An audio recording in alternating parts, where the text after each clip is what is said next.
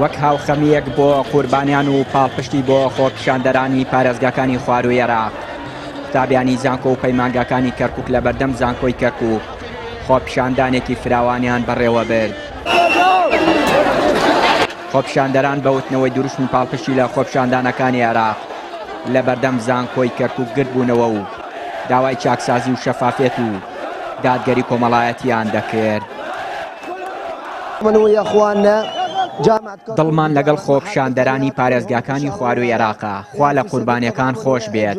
ئێمە لە زانکۆ و پەیمانگاکانی کەرکووک پشتیوانی براکانمان دەبین لە بەغداد و شارەکانی دیکە کە خۆپیشاندانی تایە.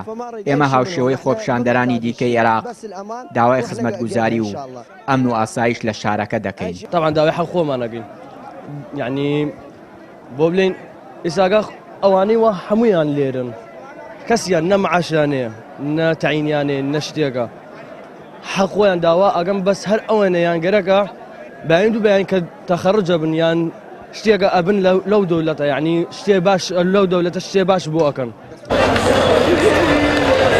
خۆپیشاندەرانی کەرکووک دووپاتی دەکەنەوە دوور لە ئینتیمای حزبی و نەتەوەی لە شارەکە پشتیوانی داواکاری خۆپیشاندەران دەبن. قوتابیانی کورد ئێمە لە جامعەی کەرکووک ئەستاین بەم گردبوونەوەیە کە گردنوێکی زۆر پیرۆزە لە نێوان گەنجانی کەرکووکدا تەفریقە و تائیفی ئەو شتە نییە. ئێمە دابەزانین تەنیا داوای مافی خۆمان دەکەین هەموو گەلانی دیکە بژین بە ئازادی. تەنیا ئەوانەوانەوێت زیاترمان ناوێت، ئەمانەوێت تەنیا حەقی خۆمان پێ بدرێت، زیاترمان ناوێت.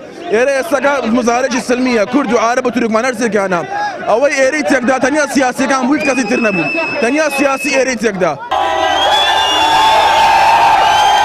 خۆپیشاندانەکانی پارێزگاکانی خوار و عێراق لە دوای دەست لە کارکێشانەوەی سەرۆک وەزیرانی عێراق پێدەنێتە قۆناغێکی نوێوە، بۆیە پێشبینی دەکرێت لە پارێزگا سوورنەکانیش خۆپیشاندان و ناڕەزایی بە ناوی پشتیوانی لە خۆپیشاندانەکانی بەغداد و پارێزگاکانی دیکە دەست پێ بکات، هەر وەکو چۆن لەم ڕۆژانەدا لە کەرکووک بانگەشەی بۆ دەکرێت.